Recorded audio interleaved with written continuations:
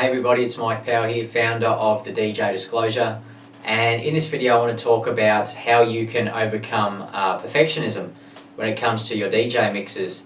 I don't know about you, but when I first started DJing and recording mixes, I used to stuff up endless amount of times, but not only that, if there was one small little error I would start it all over again, and I did this about 10 times and it used to drive me crazy. So I want to help you overcome this if this is something that you do struggle with. So look, the first thing to realize when it comes to a DJ mix is that there is no such thing as a perfect DJ mix.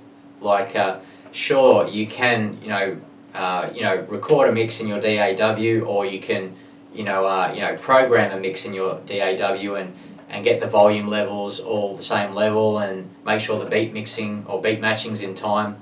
And but the reality is that there's still going to be the music selection process that's not going to be perfect, and it's really all about finding that sweet spot where not only you as the DJ but also the fans have to be both satisfied. And perfectionism really lies in the eyes of the beholder. So even though you might think you've done the perfect DJ mix, the fans or the people that are listening to it are probably not going to think that it's perfect, and there's a lot more better DJ mixes out there in reality. So the next thing is to really not put pressure on yourself in order to record. So if you're one of those people that practices a lot, and then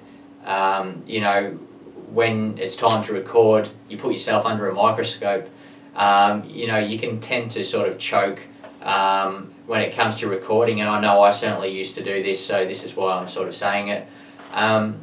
The reality is that you have to really change your mindset, and I have found that it's better to really detach yourself from the outcome and treat it as a practice run or a practice draft mix, whereas you're always recording anyway every time you have a DJ session. So therefore you're not putting yourself under a microscope to record a flawless mix, and it's going to come more fluently and effortlessly in your outcome. So the next thing is to really change your perception. So you are your own worst critic when it comes to putting together a DJ mix and then judging it yourself, and no one's going to be harsher than you on your work than yourself. So the reality is that you got to put yourself in the punter's shoes and realize that most of the time that they're not going to pick up on your errors, and they're not going to be judging or seeing the music through your eyes. They're only going to be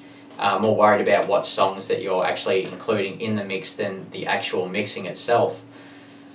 The last point is that errors show authenticity anyway, and it shows that your DJ mix is more human.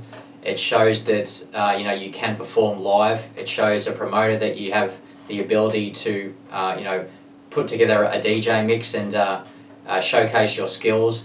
And it's also a measure of progress too, and it can be really rewarding when you do record a mix, and then a year later you come back to it and you assess your growth and where you are now to where you started, and therefore you can see the growth along the way. So look, I hope that's helped you get over a bit of perfectionism.